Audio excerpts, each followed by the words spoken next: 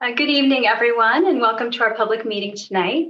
We're here to discuss the former PG&E Monterey manufactured gas plant and the draft cleanup plan that's out for public comment.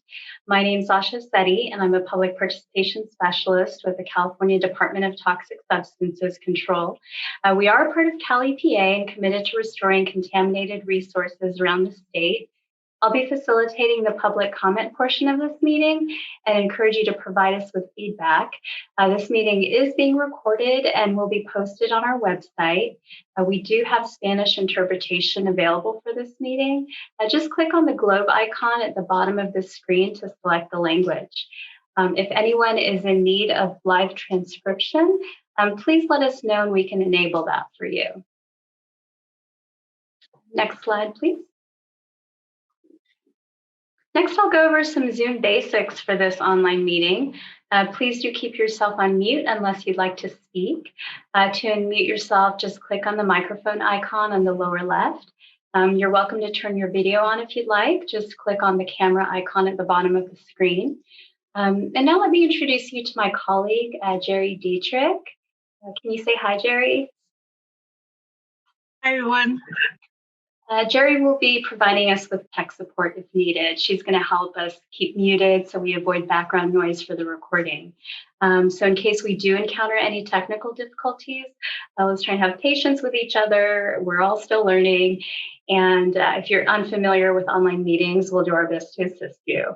If you have a question or comment, you can click the raise hand icon at the bottom of the screen and then unmute yourself when we call on you. And if you prefer to have your comment read out loud, you can type it into the chat. Now, for anyone calling in or who decides to call in, there is a way to raise your hand and unmute yourself. And that's by dialing *9, and that allows you to raise your hand. And then to unmute yourself, you'll have to dial *6. We will go ahead and take time during the presentation to answer questions that you may have along the way. And if they require more in-depth response, we may hold it to the end, but we want it to be as interactive as possible. Next slide, please. I'll go over our agenda next. I'd like to introduce you to the other DTSC staff that are part of today's meeting. First, we have Sagar Bhatt. Can you say hi, Sagar? Hello. Sagar is the project manager for the site. And then next we have Cheryl Prowell. Can you say hi, Cheryl? Hello, thank you all for coming. And she's the unit chief for the Site Mitigation and Restoration Program at Berkeley office. Sagar will go over the site remediation process, background for the project, the proposed remediation plan, and next steps. And then we'll have additional time for public input. And that's it for opening announcements. And now I'll turn it over to Sagar for the presentation. Hello, welcome. I'm Sagar Bhatt. I'm an environmental scientist and the project manager for this site. You've already been introduced to Cheryl and Asha. Our industrial hygienist for the project, Kobe Graham, wasn't able to join us today. The property is owned by PG&E and their project manager is Melita Rorty. And then PG&E has hired ERM as their environmental consultant and also has Craig Communications to coordinate public outreach. So this is our typical cleanup process. It starts at the site investigation, where you find out the extent of the contamination. At Monterey, we've already done remedial actions in the past, so it's a fairly well-characterized site. This is our second time going through this process. After the extent of the contamination is determined, a remedial action plan is developed to decide what the best way to address the contamination is.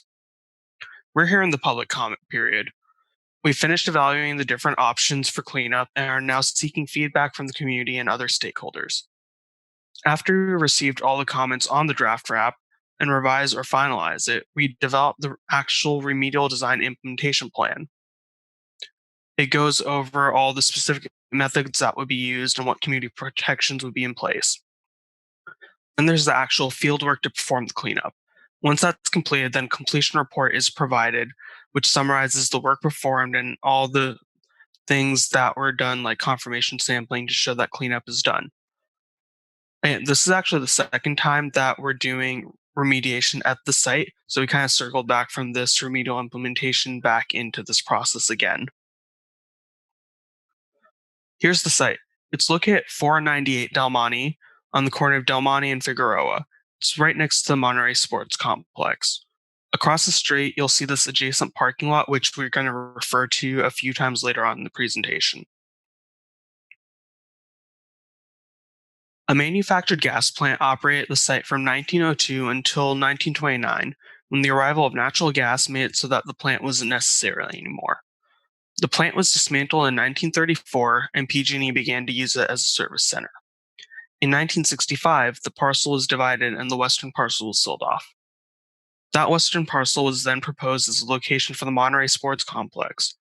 Environmental remediation and investigation began there in about 1987, and then after remediation, it was redeveloped and opened in 1992.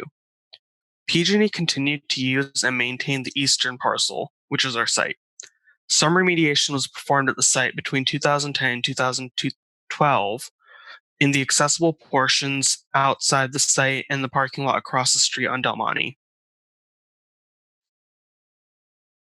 Site investigations were performed in several phases since 1986.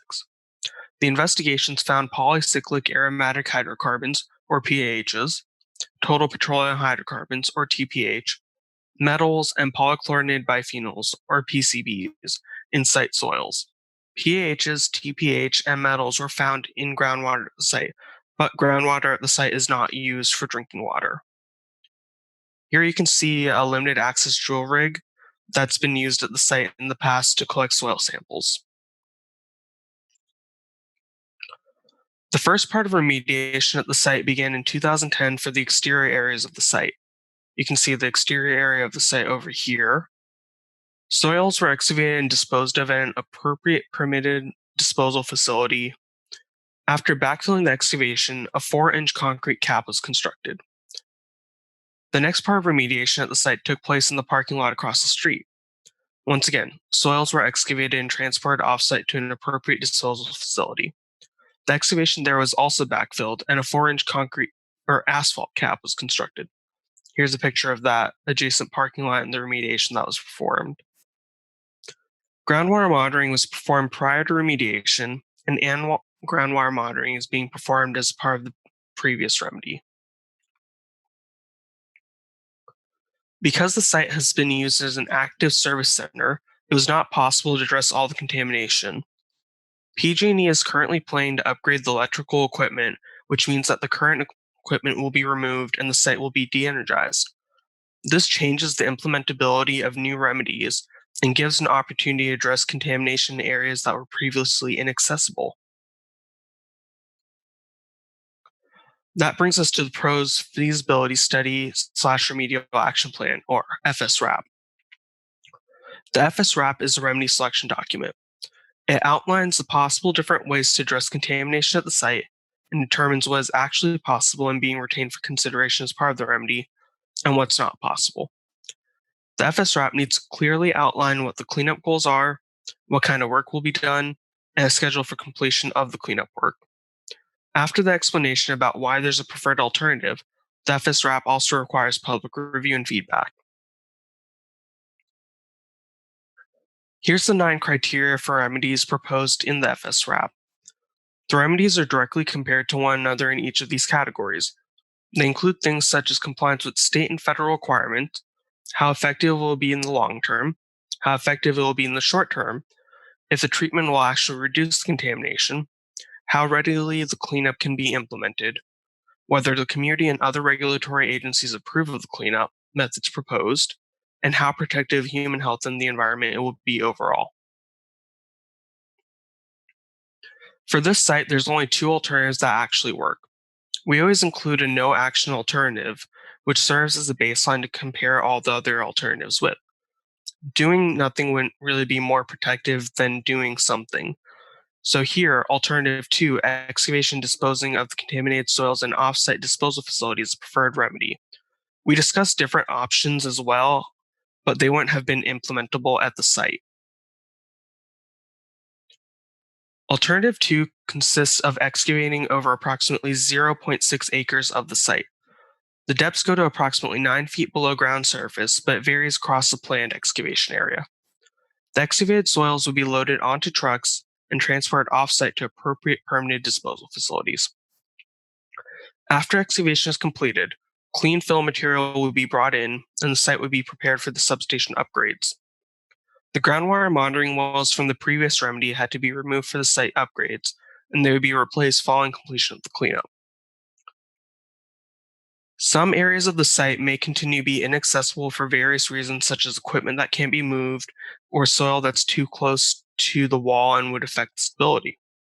Because of this, a land use covenant would be recorded to only allow the site to be used for commercial industrial usage, and it would remain an electrical substation for the foreseeable future. Here you can see the proposed excavation area, which would cover about 2/3 of the site and only on the interior of the site. The rest of the site over here is still an active gas regulator station.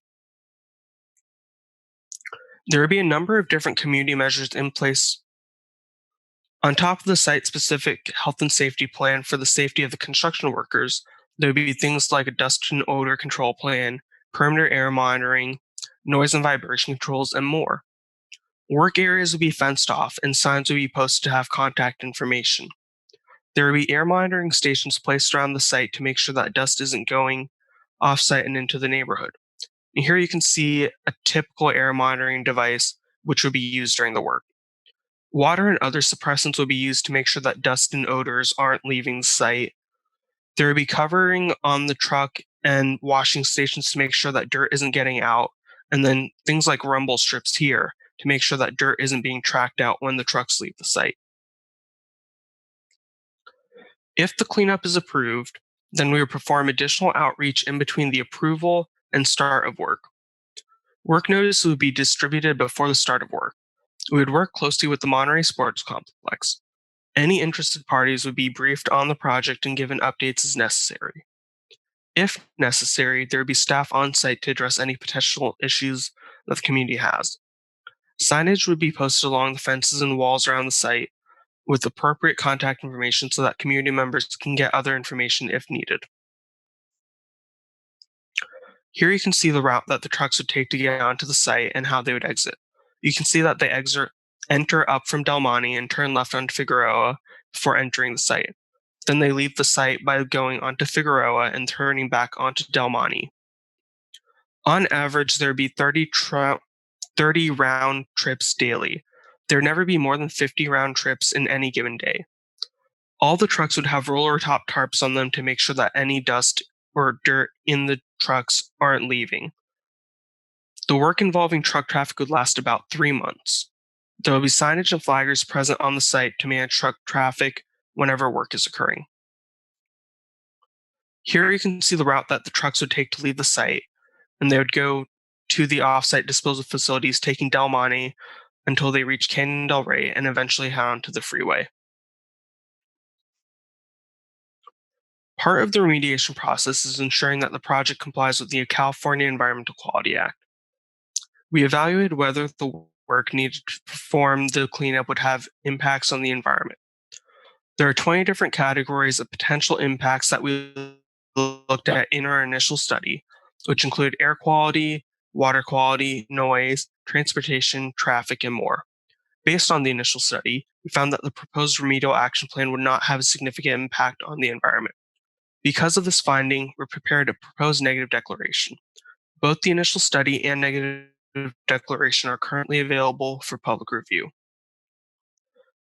Going forward, we would begin to evaluate all comments that we receive, either tonight during this meeting or ones that we received over the course of the public comment period. Then we would consider any changes that need to be made to the draft FSRAP. We would then prepare a response to comments document that addresses each comment received and would outline whether any changes to the FSRAP were made because of comments received. After that's prepared, we would approve a final FSRAP and finalize CEQA documents.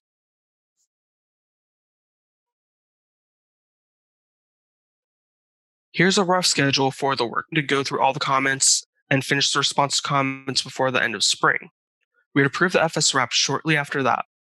We would send out a work notice announcing the fieldwork dates, and that would arrive at least a week before any fieldwork actually begins. Assuming nothing changes with the overall schedule, fieldwork would begin in summer this year, and last approximately 6 months. After the cleanup work is done, work on upgrading the electrical substation will begin next year. I'll hand it back over to Asha now. Thanks so much for the presentation, Sagar. We wanted to remind you that in addition to providing comments during tonight's meeting, you can also send them to us through email, mail, or by phone. Sagar's contact information is listed here, and you have until Friday, February 12th to get those comments to us. We will acknowledge that we received your comment, but please bear with us until after the close of the comment period to receive a written response. And those comments will be combined in a response to comments document that becomes a part of the final wrap. Next slide. You can access the documents to review on our Envirostore website listed here. Due to the current COVID-19 restrictions, we do not have a local information repository available. But if you would like to review a hard copy of any of the documents, please get in touch with either of us and we'll figure out a way to get it to you. And if you need help in navigating Envirostore, please don't hesitate to get in touch and I can walk you through how to get to those documents. So that takes us to the end of our presentation. And now I'd like to open it up for questions or comments. You can either unmute yourself and ask a question. You can raise your hand. You can type into the chat.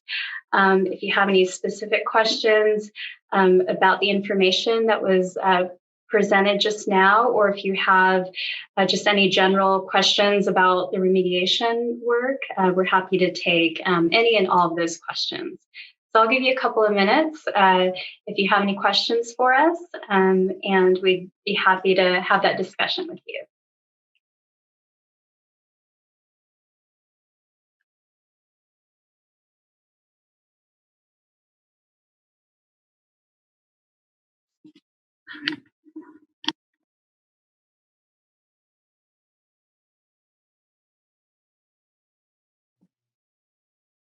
Hey, Sagar?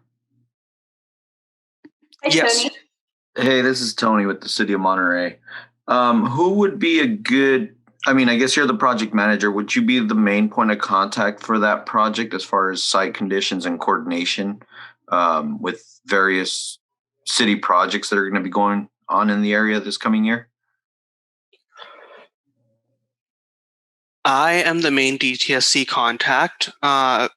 For the actual work being performed, PG&E and ERM would do a lot of the coordination with the city as far as permits and planning go. So I believe that ERM would be who you would be in touch with the most for the actual work. Okay, I think I have a PG&E contact for the specific permit. Hi, Tony. This is Melita Rorty, and I'm PG&E's project manager for this remediation. And you can certainly go through me to get any information from me about the work that we're going to be doing, or also if you wanted to provide me with information about any upcoming work that the city has going on in the area, I'd happy to discuss that with you. And what would be the best way to get in? Is your contact information provided anywhere?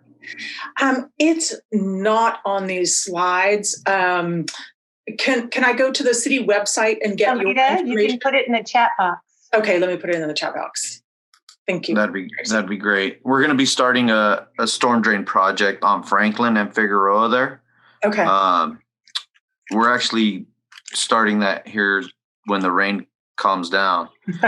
But we've got our own soil problems to get rid of and handle, and I don't know what we're doing just yet. So okay. I have a feeling this project, your mitigation and ours is going to kind of overlap. So we're both going to have trucks and construction going on at the same time throughout.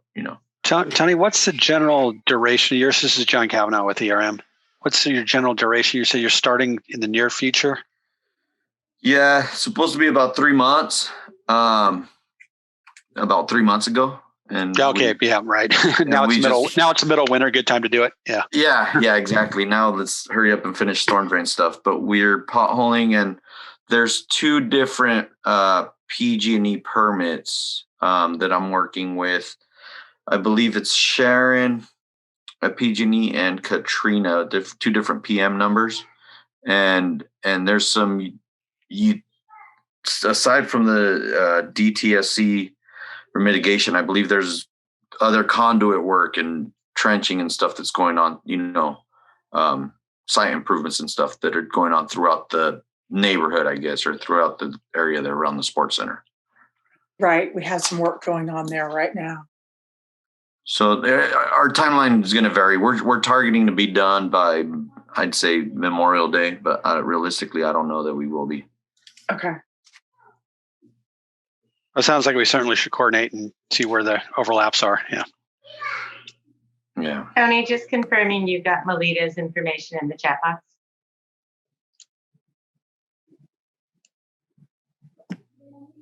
Yes, thank you.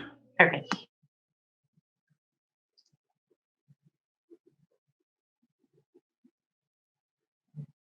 Great, thanks, Tony. Any other questions or items for discussion while we have this time carved out?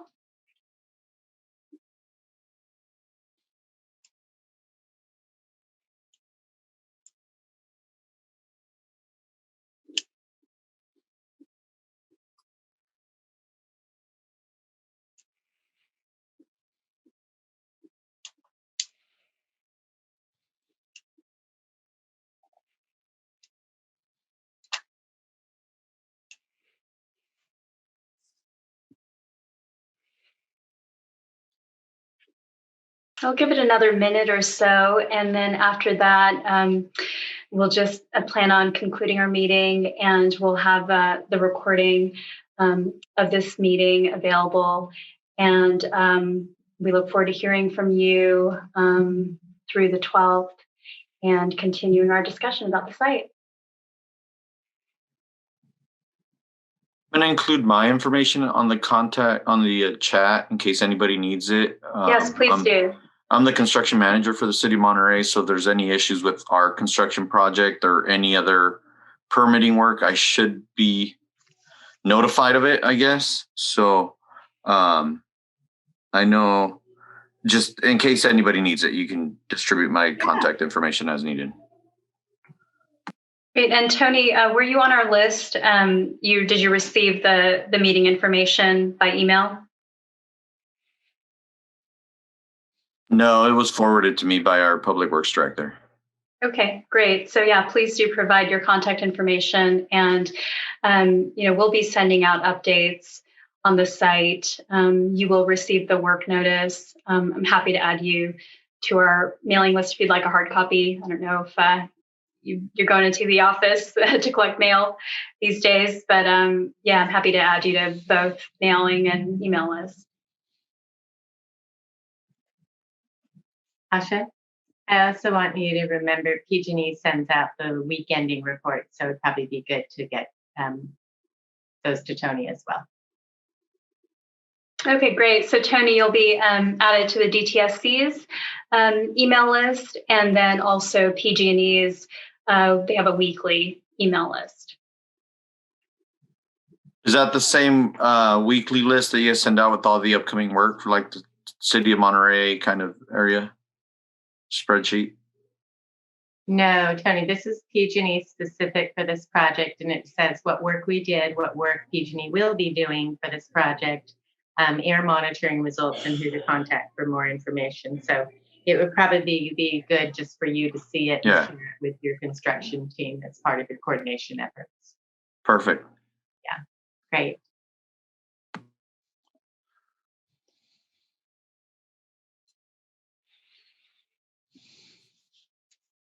Great. Any last thoughts from anyone before we wrap it up this evening?